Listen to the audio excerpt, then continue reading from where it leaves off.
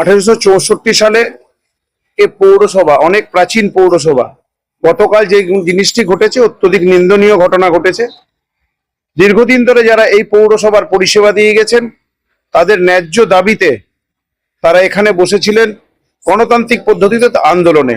তারা অনেক আগে থেকে ডেপুটেশন দেবে বলে চিঠি দিয়েছিলেন, আমাকেও তারা টাউন প্রেসিডেন্ট হিসেবে জানিয়েছিলেন। আমিও আমার পাশেই ওয়ার্ড অফিস, সেখানে ছিলাম। মাতৃভাষা দিবসের যে প্রোগ্রাম বলে চেয়ারম্যান এখানে যে দাওয়াইটা এখন দিচ্ছেন যে মাতৃভাষা দিবসের প্রোগ্রাম একটা সেন্টিমেন্টাল ব্যাপার, ওখানে এরা এসে বিশৃঙ্খলা করেছে। যেখানটা কালকে মাতৃভাষা দিবসের প্রোগ্রামের জন্য হয়েছে, রীতা দাস আজকে 3 বছর চেয়ারম্যান হয়েছেন, এখানে কোনো প্রোগ্রাম হয়েছে বলে আমরা দেখিনি।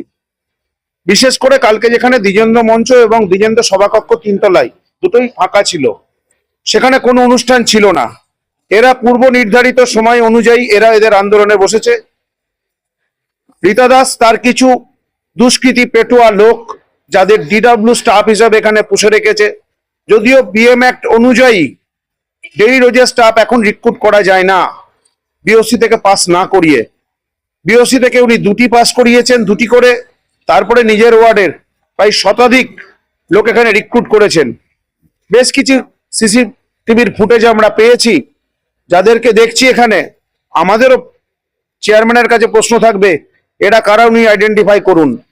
এরা যদি পৌরসভা স্টাফ হয়ে থাকে তাহলে কোন দপ্তরের স্টাফ, আর যদি স্টাফ না হয় তাহলে তারা কি করতে এখানে এসেছিলেন?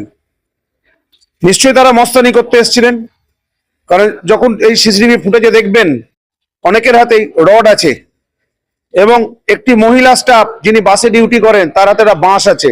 সে কিছু ছবি আমরা পেয়েছি।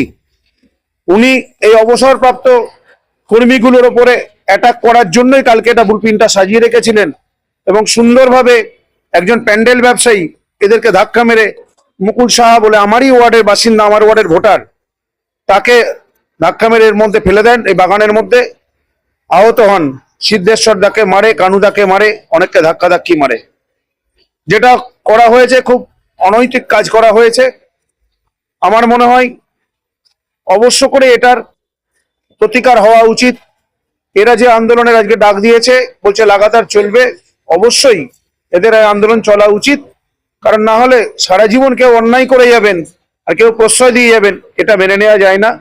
কালকে এই ঘটনার পরে আমরা যখন এখানে ঠেকাতে আসি, আমাদের ওপরেও অ্যাটাক করা হয়।